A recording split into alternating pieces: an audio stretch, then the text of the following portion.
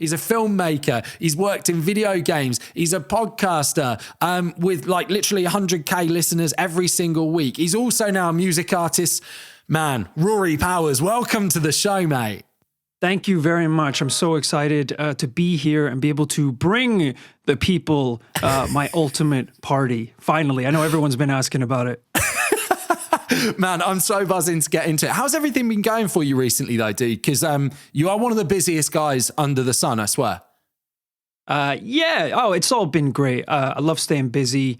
And luckily, there's so many fun things that we've been working on this year. The biggest one, obviously, being the music. We just released the second song that we've dropped with this new project that we're working on, Down Bad. So, yeah, it's been amazing getting to plan some rehearsal times in studios here in London, prep for some live shows later in the year. It's been fantastic. Man, that's so good to hear. Can we kind of rewind a little bit, though? Because I want a bit of backstory, sure, man, because you have so many different strings to your bow, like filmmaker, podcaster with like super successful podcast, this Paranormal Life, music artist now too. Like, can you give us a whistle-stop tour of how all of this has kind of come together? Yeah, I think it's called ADHD. But also, I've just always loved being creative and you know, being able to express myself in kind of any way that I can, through music, through videos. I did a lot of work in the video games industry, which led me to Twitch, where I've been live streaming over there, podcasting as well. Just kind of any way to get this kind of instant gratification and scratch that creative itch, I kind of chase after it. Yeah. Where did it kick off though? Like, where was the very start where you were like, oh, I feel like I'm a creative person, man? Like, I think it goes all the way back to, so I actually, despite sounding like a cartoon cowboy, I actually grew up in Northern Ireland, in the UK, where, you know, growing up there, it was quite an interesting place because the music scene was, surprisingly, it was all punk, like punk and hardcore and metal music, all the local bands. So because we were really big into skateboarding as well, we got really into the punk scene, me and all my friends. So at the time when, you know, the coolest thing was to just be in a band, to make music, and that's what you did. Me and my longtime friend and producer, Kit Greer-Malvena, we kind of took it in a bit of a different direction because at the time we'd been listening to a bunch of kind of strange. Have you ever heard of like 8-bit music before? Like yeah, right, music? Of course, yeah. Yeah, we were listening to a lot of that at the time because, you know, this is right when the internet was blowing up and kids were going on weird music forums, finding these crazy tracks from artists all over the world.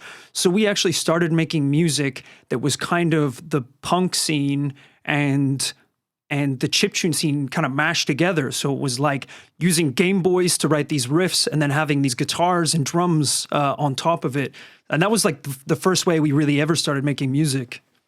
Man, that's so cool to hear. I didn't know that at all. That's really, really cool. And love that you're into skating as well, man. Like, I'm a skateboarder too. So look at this. Look at this. Shut up. No way. Yeah, man. Beautiful. Beautiful. I saw you do it on Instagram as well, like a wicked little transition of kick flipping, and like you pop your kick flip and then you land in a different part of the world. I was like, beautiful. Genius, man. Like nice, simple bit of content, but it's effective, right? Yeah, I won't say on the podcast how many attempts it took me to land that kickflip. Let's just go under 10. We'll say under Dude, 10. I hate kickflips, man. Like I love how they look, but like kickflips are the most evasive trick in the world. Like I'm a tray flip guy. Like I way prefer tray flips, and people will always laugh at me. I actually learned 360 flips before I learned kickflips, which is crazy. Like all of my friends who are way better skateboarders can land the tray flips, the grinds, everything first try. And yet they'll try a kickflip and half the time just fuck it up. It's so funny, man. Fully. This is skateboarding. People are always like, oh yeah, kickflips, man. You can kickflip as a basic trick. I'm like, kickflips will catch out the best skateboarders in the world for sure. More so than most tricks. You got to be careful as well because I've just entered my 30s, and I think at this point every kickflip could be your last. you don't know how it's going to end up, so you got to really appreciate it and really focus. Dude, I feel that. I'm 29. 30 is fast approaching, and I don't feel like I bounce like I used to, man. Like, enjoy those flips while you can. Yeah, 100%. Well, dude, it's such a pleasure to have you with us today. We are going to be getting into, as you say, your ultimate party. We want to find out how the party of your wildest dreams would go down if you had an unlimited budget to make it happen. I have no idea who is bankrolling this, but someone is, and they have endless supplies of money, right? The first place we want to kick off, though, is by finding out which country your party is going down in and why. All right, I'm going to start pretty sensibly. Maybe not the craziest choice in the world, but we're going to focus in on the city. The party is going to be in Los Angeles, California. Dude, you say that's not crazy. Like, you can have crazy parties in LA, right? They happen all the time. That's true. And I did just listen to the episode with the Wombats, and I think Liverpool was the location. So I was like, okay, this is a little bit crazier just than Liverpool. tiny bit. Yeah, man. Yeah, that was a really cool episode though. We hadn't been to Liverpool before. So amazing episode. Yeah. What a legend. But yeah, man, Los Angeles, let's do it then. Ever been to a good party in LA? I've been to a few good parties in LA. I just, look, hey, I know LA sometimes gets a bad rap. I kind of feed off of sunshine and blue skies. Mm-hmm. So growing up in Northern Ireland, you don't see too much of that on the daily. They always say that when you're growing up in Northern Ireland, you know it's summer because the rain is warmer. And that is true. That is absolutely true. So I think Los Angeles, and that location will make sense as well the further we get down this list, but Los Angeles, a beautiful sunny day. We could make it an all-day thing, you know? You can start early, get some people down, have some food, some drinks, maybe a nice rooftop pool or something. Man, I love a rooftop bar. A rooftop pool as well. Like, dude, like there's no need for it in England, right? Like you get a pool on a rooftop and you're like, well, what's the point? Like, we're going to maybe use this like every couple of, 2 weeks a year, maybe, right? Like, man, we went to the Standard in LA and they've got an amazing pool up on the roof there. And I was like, man, like, I wish I lived this life all the time, right? Like, it'd be beautiful. Yeah, there's something to be said for just pretending to be cool and living that LA life. Dude, I'm actually heading out to LA soon and I can't wait to do that for 10 days. Just pretend I'm that cool and, like you say, live that life, man. It's all great until they say a cocktail is $17 and you're like, I will have the tap water, please. True that. Okay, well, we know it's going down in LA. We don't know too much more yet, but we want to move into venues. And before we find out what venue your party is going to be at, you went on a sold-out podcast tour last summer, man. Massive congrats. That's absolutely wicked. What kind of venues did you hit up for that?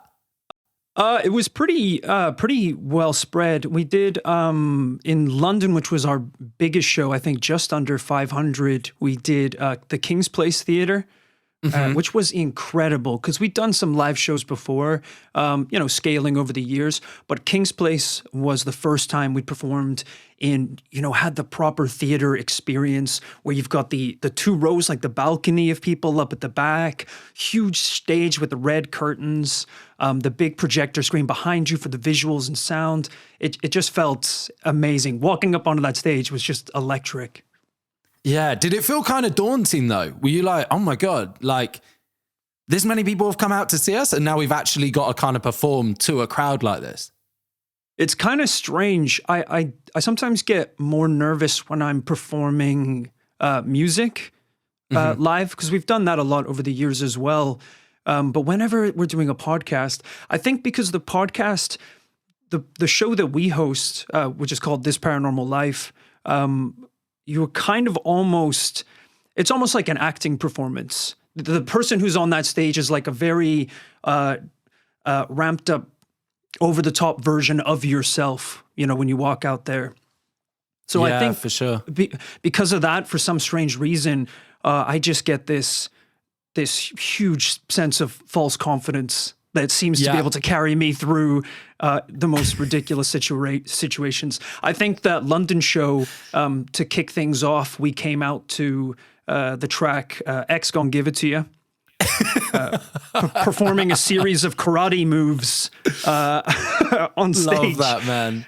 It's great. We're so lucky as well to have such a fantastic, amazing audience that they're just so supportive, and they respond so positively to any silly and wonderful thing you want to do on stage.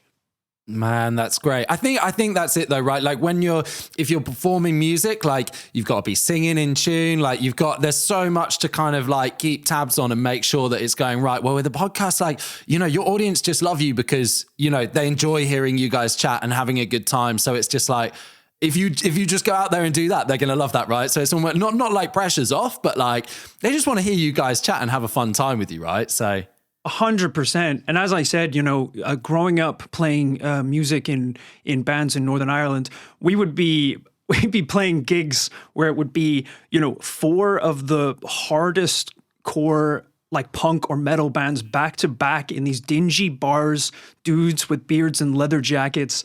And then they'd say, and next up is Rory Powers. And you're taking out the Game Boys on stage. You're like, who here loves Mario? It's you're really fighting and trying to win over a very resistant crowd. Whereas it's very different with the podcast. These people really love it. I love that though, man. Walking out with the Game Boys, people must just be looking around like, what is going on, man? Like what's in store for us? 100%. Yeah. I mean, we've kind of veered away from the Game Boys. Was like the first time we ever experimented with like electronic music. Sure. And that has kind of distilled throughout the years into different forms. So I still think we're very like it's pop music with punk sensibility, and that electronic, you can kind of feel it in the instrumentation. So it's still there, but it's been a while since we've taken a Game Boy out on stage. Yeah, man, that's amazing though. Like, yeah, that's kind of where it began, and then it's kind of still there in a kind of way, right? Like you've taken that with you to the next stage. Amazing, man. Well, yeah, some great venues then you took the podcast to. But talking of venues, where's this party going down, man? We know it's in LA. What is the venue going to be? All right, I'm so proud of this one. Let me tell you. The location for the party is going to be at Nakatomi Plaza. Oh, man, come on. Okay, all right, fill us in. Tell us more. So for those who may not recognize the name, Nakatomi Plaza is the location where the first Die Hard movie takes place. It is a skyscraper in Los Angeles that does actually exist. I think it's called the Fox Plaza in real life. But they filmed the entire first movie in this huge skyscraper. And the first movie is basically a party that gets interrupted by terrorists. And that's kind of the level of excitement I really want to bring to my party. I'm so nervous about where the rest of the party's going with you, giving that little caveat, right? Oh, man, that's so cool, though, dude. Like, I mean, okay, I'm not going to ask too many more questions because we are going to reveal all very soon. But is Die Hard, like, is that a film that you constantly return to? Because for some people, Die Hard is just like a rinse and repeat, rinse and repeat. Yeah, I think my dad must have showed it to me when I was young. As you do, as a generation hands down that gift to another, the gift of Die Hard. And then recently, me and a bunch of my friends have started watching it every Christmas, and most importantly, playing the very intense Die Hard drinking game. Okay, tell us the rules. Oh, well, the rules are so good, I don't remember them. That's how you know that they're good. But it involves lots of drinks. Anytime someone, says McLean, Nakatomi Plaza, and there's shots that have to be done for certain scenes. It's pretty full on, but it's become a great tradition. And I think if you're going to throw an iconic party in Los Angeles, what party is more iconic and what location is more iconic than Nakatomi Plaza? Man, for real, that sounds amazing. We've got to get your verdict as well. Of course, it's a long debated issue. Is Die Hard a Christmas film or is it not? I've actually flip-flopped on this quite a lot over the years. I'm going to say it is a Christmas film. Oh, here we go. Why? Tell us why. Come on.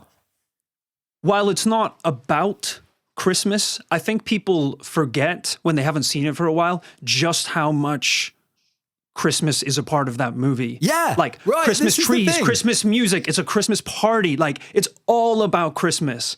like overwhelmingly so. But I think when people haven't seen it, they're like, no, it's just an action movie with people shooting each other. There is so much. One of the drinking rules is anytime you see a Christmas tree, and that one will get you. That one will get you good.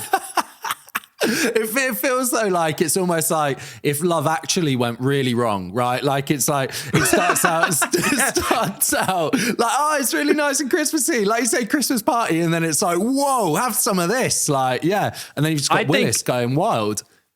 I think they should give more Christmas movies the Die Hard treatment. Like, what if all of the Muppets from Muppet Christmas Carol just came after Michael Caine?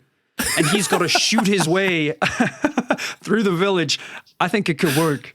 Man, I like this, dude. So if alongside, podcasting and the music career and everything, you also then just want to make a feature length film where this happens with the Muppets, like, I think there's a big audience for it. Yeah, Netflix, Amazon Prime, if you're listening, get in touch. I'm sure we could get the rights. Michael Caine's still kicking around, so it would be great to have him reprise the role. Amazing, man. I love the way this is going.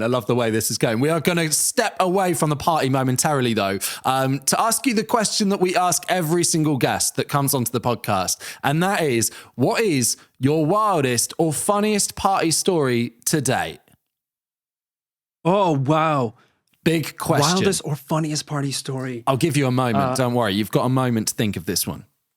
That's a great one. I had a lot of fantastic party experiences growing up in Northern Ireland. There is one that kind of comes to mind first, which was when I was about 17, which is basically an age where you're not supposed to be drinking. Me and my friends, we all went to this Halloween party that someone was throwing nearby in Port Stewart, where I grew up. And I think the party was happening on the 4th floor of this apartment building. So you went up all the steps, you got let into the party, and up there, people were just going absolutely wild. But one of the things that they had at this party was they had made their own custom beer bong. I don't know if you know what a beer bong is. Yeah. But for the sake of anyone that doesn't, explain. It's essentially a funnel attached to a tube. And what you do is you pour alcohol in the top of the funnel and it goes down the tube into someone's mouth and they drink alcohol very quickly. It's a disaster, right? It's a disaster. It's a mess. It's a borderline torture device. It should not be brought to any party. Well, this custom one they had made was 4 stories long. Oh, no. So okay. What you would do is if you lost a game or you were selected by the crowd, you were sent downstairs outside the house, and we ran the hose out the window, and people at the party would pour alcohol into the funnel, and it would go down the tube, and you didn't even know what was coming through that tunnel. It was just, you were at the mercy of the crowd. It was a real Hunger Games type scenario. It was very intense. But at one point I was selected by the crowd, and I went downstairs and held the funnel to my mouth. And the next thing that I see is a police car driving down the street. And as I said, at the time, I'm 17, shouldn't really be drinking. So I just bolted inside, trying to get in, but the door is locked, so I can't get back into the apartment building. The meantime, they're trying to pull up this funnel that is spraying alcohol in every direction onto the streets. It was the most incriminating thing they probably could have ever come across. So I would say it wasn't at the time, but looking back, that's probably one of my funniest party memories. That's so good. Did you get away with it as well? I'm assuming the police didn't see the alcohol going everywhere. They didn't see you trying to break back in. I did because just from them driving down, it looks like a kid trying to break into an apartment while gasoline leaks from a hose outside of a window. So luckily they didn't stop, and I was allowed back in, and the Halloween party could commence. Oh man, that's amazing. Well, you talk about Halloween party there though, right? Have you ever been to any good themed parties, like fancy dress parties or anything like that? I once, me and a few of my buddies once hosted a Simpsons Halloween party. Love that. And it was great because we're all huge Simpson fans, so we kind of went as quite niche characters. Yeah. And we hosted it at a bar here in East London. And it was the idea was really cool. We were going to have a costume contest. We were going to have a karaoke night where we sing songs from The Simpsons. It was all going to be very Simpsons themed, have a Simpsons quiz. But basically, we arrived at the bar, set everything up, opened the doors, and the bar was also just open to the public for that night. So a bunch of people just came in that didn't know that there was a Simpsons event on. And I think it took an hour and a half or 2 hours for another person to come in costume. So for an hour and a half, it was me and my 3 buddies like standing there in this bar while everyone was like, what the hell are they doing here? It must have been we were in like the maddest outfits and everything. It was the most embarrassing like hour and a half of my life. And I remember texting my brother who was coming to the party. He was like, hey, what's the party like? And I was like, have you left in costume yet? And he was like, yeah, I'm dressed as Duffman on the tube. And I was like, go back and change. I was like, nobody came. No one's here. But of course, like any good party, it just took, 2 hours to kick off. And then everyone started arriving with like the most amazing costumes you've ever seen. It was so much fun. Good. What did you go as, man? You say your brother went as Duffman. That's wicked. What did you go as? I went as, this is, again, a very niche one. I don't know how much of a Simpsons fan you are, but the episode where they build the monorail in Springfield, right. I went as Lyle Lanley, who's the con man that sings the song that tricks them all into... No. It was great. So I had like the jacket, the little... Lyle Lanley is his name. I'm seeing a picture. Someone's, pasted Elon Musk's face onto Lyle Lanley's body here. But man, yeah, very similar vibes. You could definitely go with this, though. Yeah, that's amazing, dude. Did you have the red blazer and everything in the bow tie? Oh, I had the bow tie, the hat, the blazer. I had the map of all of the places I'd built monorails in the past: Ogdenville, North Haverbrook. I had a little book that has his doodles in it. I went full out. But we had Ned Flanders, a few Ned Flanders. We had Troy McClure in Planet of the Apes, the musical. So it was amazing. So many people just doing the most niche costumes, and it was so dorky, but it was such a wicked night. Oh, amazing, man. That's so cool. That was so much better of an answer than I was kind of thinking we were going to get as well. I love that, man. Love that. Well, to get back into your party, right? I can kind of see where this theme's going, right? But yeah, do you want to fill us in? Do you want to confirm it for us? The theme is Die Hard. The theme of the party is good. Hey, I think, that might sound like a strange theme for a party, but imagine this.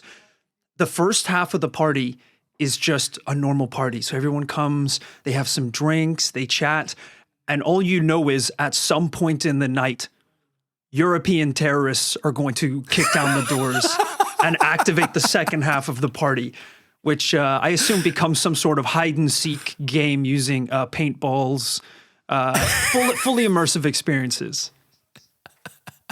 It's unbelievable, like, not knowing when as well. You just stood there, like, tentatively with a drink in hand, like, maybe in a minute, man. Like, I don't know. Wouldn't that be so fun? I'm a huge fan of, I love doing, I don't know if you've ever done those kind of events like Secret Cinema or those immersive experiences where it's like drinks or a meal, but everyone around you are actors and it's a big night, I think those kind of events are so much fun. So doing something like that would be wicked.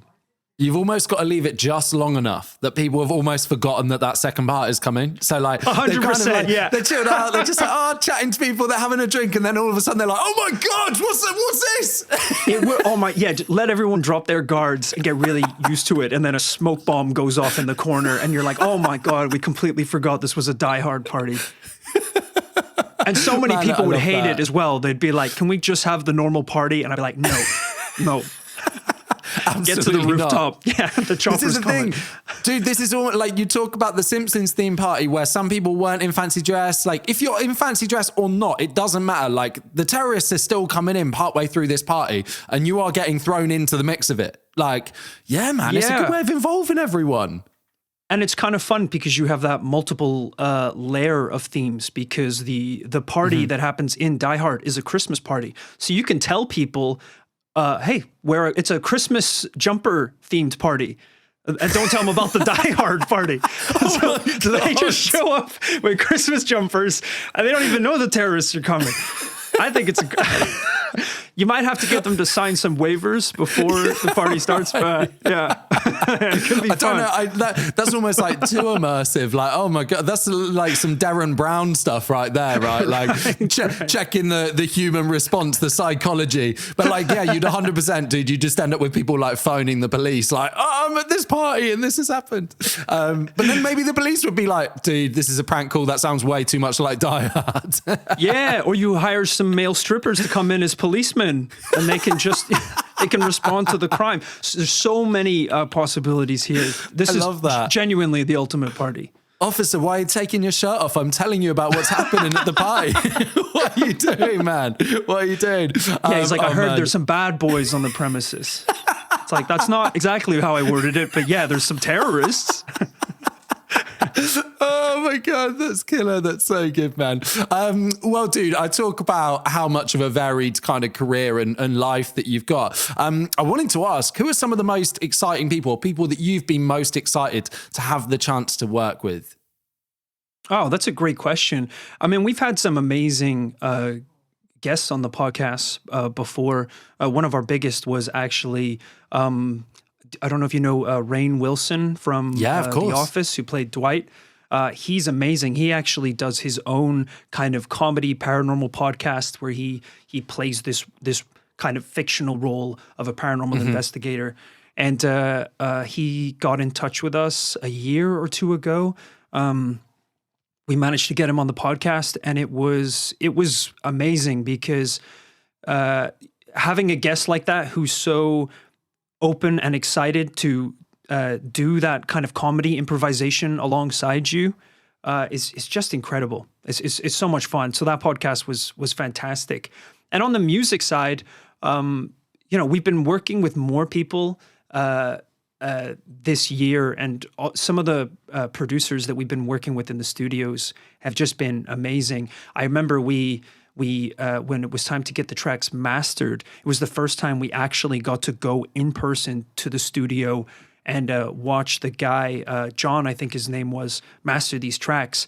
And, he's one of those guys who's worked in the industry for so many years. He's mastered like Led Zeppelin or, these legacy bands. And he just has this huge studio, thousands of pounds worth of like the most expensive gear. And he's just tweaking things like a scientist, tweaking knobs.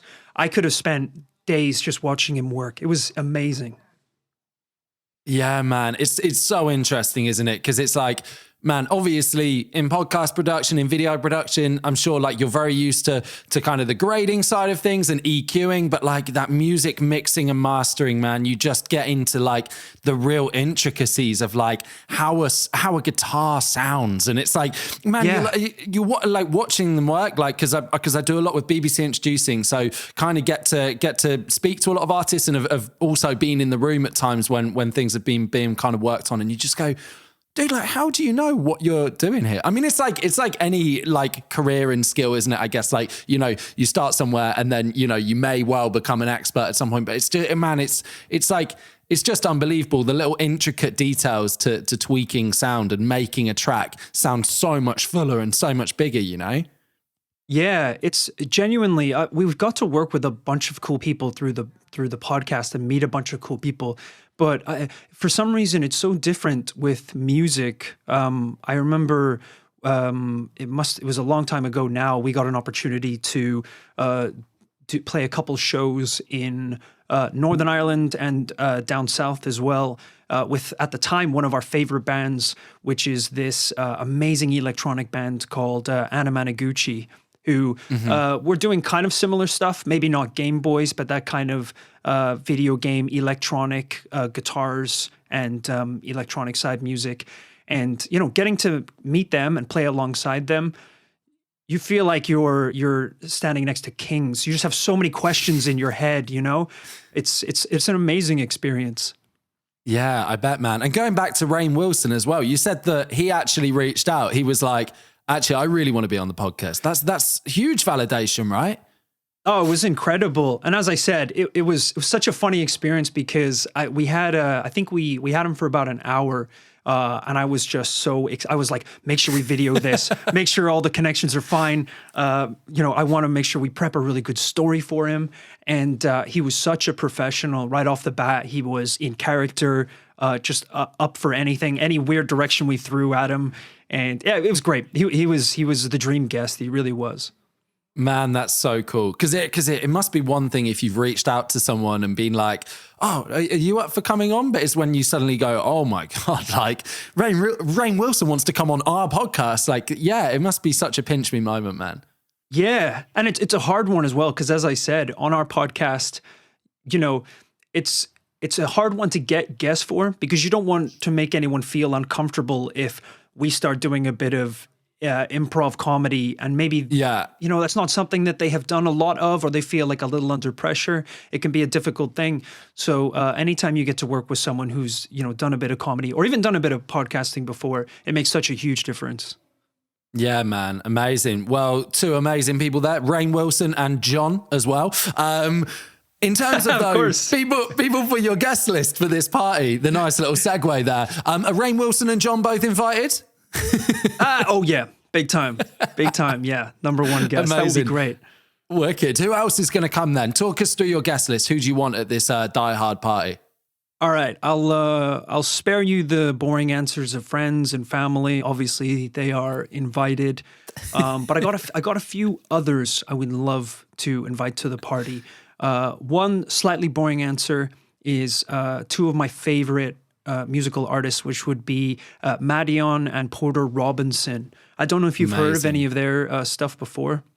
Yeah, Madion's he was, well, I'm sure he's not super young now, but blew up really young, right?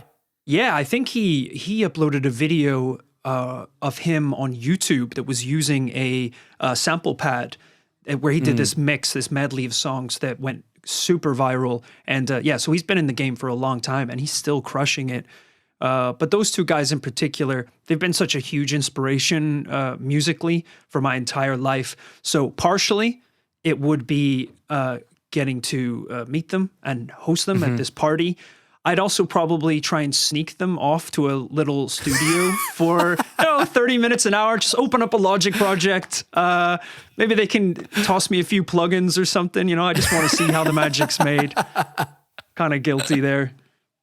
No, you've got I'll make sure that happens pre-terrorists. Yeah, I was going to say, are they still involved in that as well? These are people that you want to work with, and then they're like, oh my God, man, like that was great. We got that studio session in, but then it all went a bit mental. And I don't know. I'm terrified to see Rory again, man. Like, yeah, I can maybe go over to them and say, guys, this is crazy, but I just talked to the terrorists and they want you to give me your music projects. I know, it's so weird. This is nuts.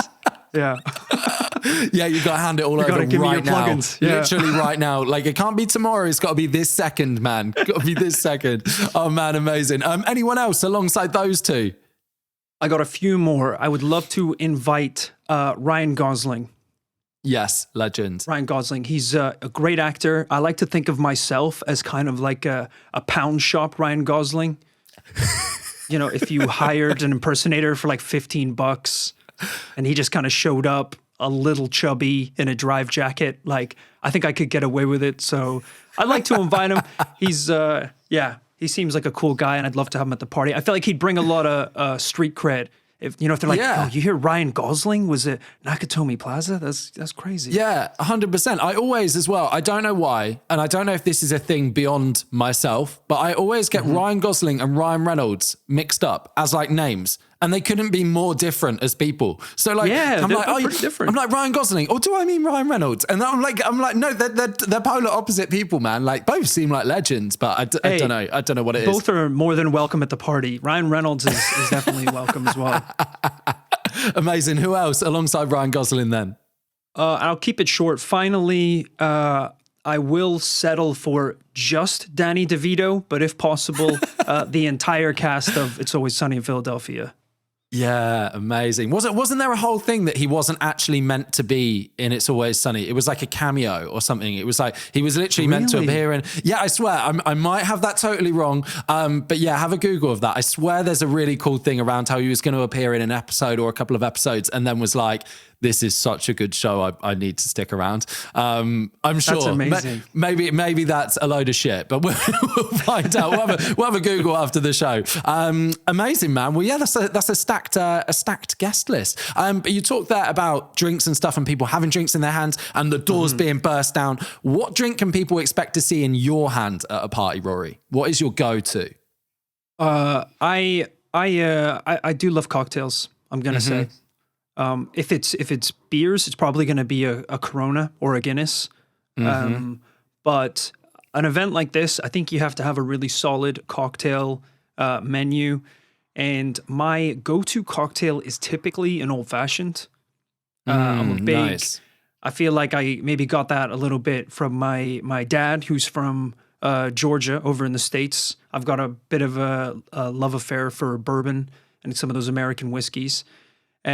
But if this party's really going to kick off in the way I think it's going to, you're going to want to get a Long Island iced tea involved at some point. Oh, yeah. Just like the game ender, the Long Island Ice. It has such a nice name, man. It sounds like it should be such a lovely cocktail that's just going to make you feel good. But it's just, oh man, it's just packed full, isn't it? It's like, what more wild spirits can we get in this in this glass? Like, it's a genuine. I've watched bartenders make it before, and it still baffles me how you can put that much alcohol in a glass and it still just tastes like Coke. Yeah, it's unreal. It genuinely, it's a miracle. So I think probably one or two of those. If you want to get the party started. Maybe when I think the terrorists are about to show up, I'll swiftly swap to the Long Island iced teas. Oh, I love that, man. I love that. That's so good. Amazing, man. Well, okay, you talk a little bit about some of the drinks that are going to be then on offer. Food as well, though, has got to be people are going to need something in their stomach for this. Like, you know, it sounds like it could be a long night of being held hostage. So what are you gonna put on? That's a really good question. I feel like I've been to a few parties or events before where they try and go way too fancy with the food, and I hate it. You know, it's like tiny little plates of mush and swirls. And I don't even know what it is. So I think play it safe, have some good finger foods, maybe some little slider burgers. Yeah, you know, like the little mini burgers that would be great to eat.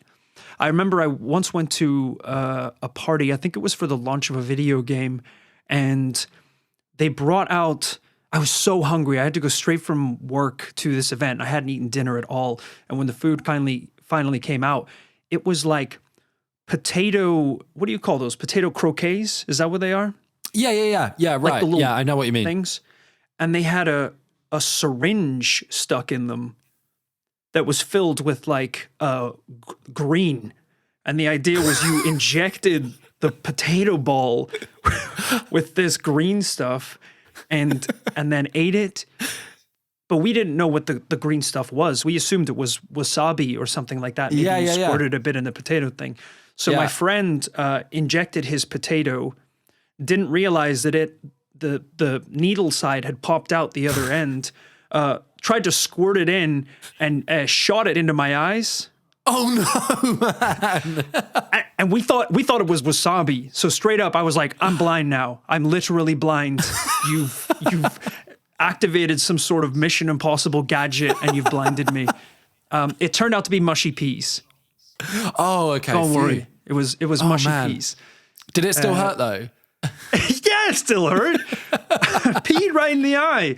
It was brutal. but not as bad as wasabi. So I think after Yeah. that, I was like, look, if I'm ever throwing a party, we're going real simple. We're going, everyone can have a bag of Doritos and some cheeseburgers. I don't know.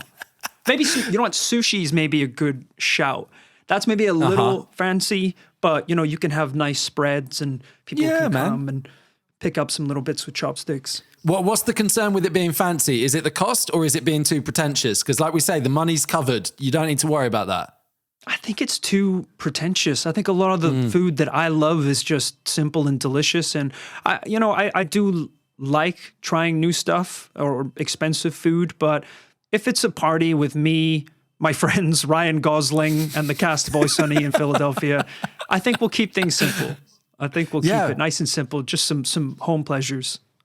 Yeah, man, I like that. Can you make sure though, right? I went to something the other week. I can't remember what it was now. And they had sliders, which they were great, right? They tasted brilliant, but they were in that little middle ground where I don't know whether I can eat it in one or if I need to like eat like 90% of it. And then I'm like, well, do I take a really small bite to have half of it? Like, can you make sure it's in a clear ground of like, it's either in one or it's in like three? Can you do that, please?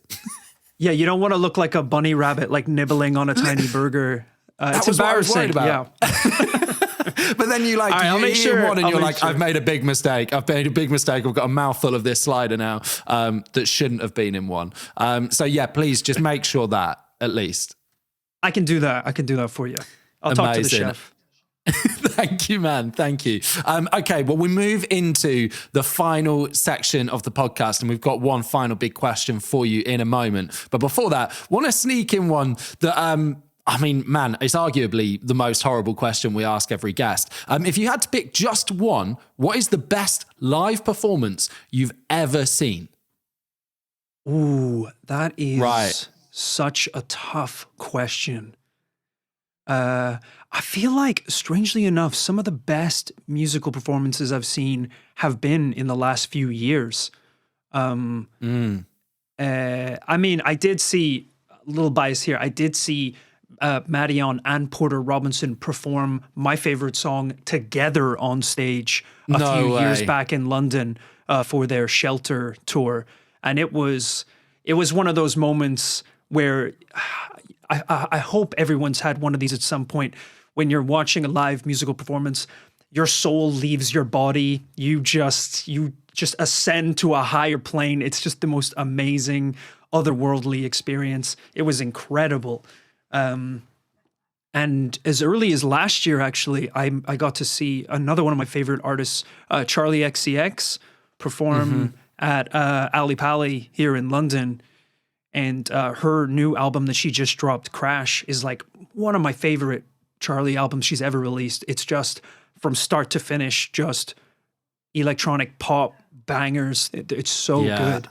But I'm gonna be a little nostalgic here because one of my other favorite shows I've ever been to in my life, which truly was an incredible experience, was actually last year when I went to go visit my brother who was living in Budapest at the time.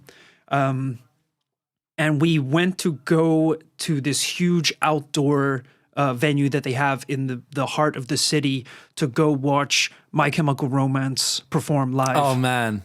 No way.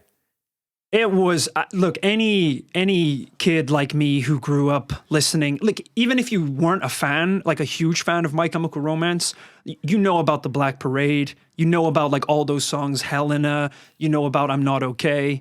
And they were kind of one of those bands that you almost made peace with never seeing live.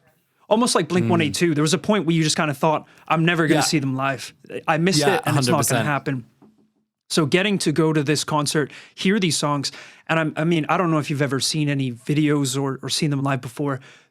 They've mastered it. It's just incredible. No way. It sounds literally like you're just listening to the album. It's Jared Way, just vocal performance is insane. Obviously, everyone there is, you know, the same people you grew up with who were just getting to have this experience with you.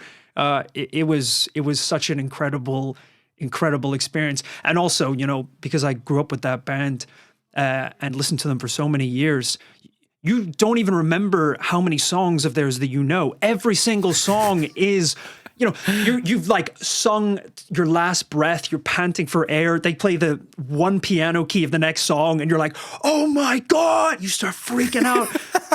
It's fucking na na na na or whatever that one's called, you know. It was an amazing experience. You just left it completely drained. Yeah. Incredible. Oh man. Amazing. Well, dude, it may or may not be My Chemical Romance then. The final question for you to round out this party is that you can choose just one artist to perform for your guests, like your headliner, so to speak. Who are you going to go for? Oh, that's a really great question. To perform for the guests.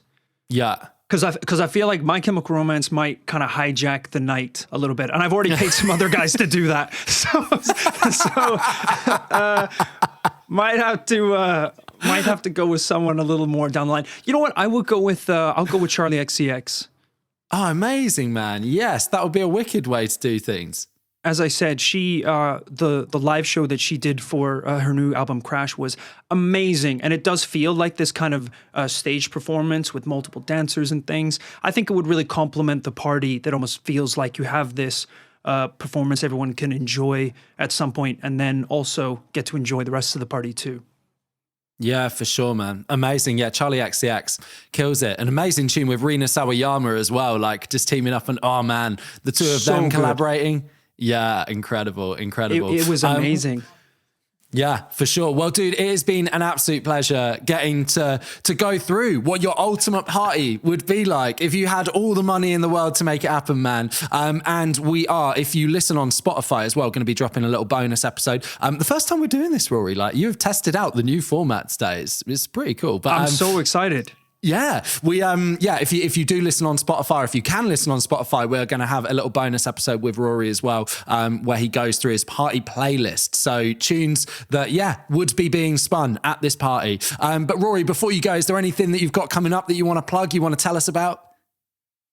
Check out my new single that just came out. It's called Down Bad. You can find it on anywhere that you stream music, where it's Spotify, Apple Music. There's a sick YouTube music video as well. Check it out. That's the second single that we've released, and we're going to be releasing even more throughout the rest of the year. So yeah, go check it out. Amazing, man. Watch this space. Rory, it's been a pleasure having you on, man. Take it steady, yeah? Thank you so much. Thanks for joining us today on the Ultimate Party Podcast. I hope you enjoyed the episode. If you did and you aren't already following us on Spotify, there's a very handy, cheeky little follow button that you can press. It takes literally 2 seconds to do so, and then you'll know about future episodes as and when they drop. Equally, if you are with us for the first time today, we have some other great episodes that you want to check out as well. You know, little plug. Go and have a little scroll back of some of the episodes. See what you think. We'll keep you going for days if you want to work your way through them. Equally, if you want to connect with us on Instagram, we'd love to do that. At Ultimate Party Podcast is where you'll find us. And we've got loads of great videos and images up there. So, yeah, we'd love to see you there. Until next time, though, much love. Take it steady.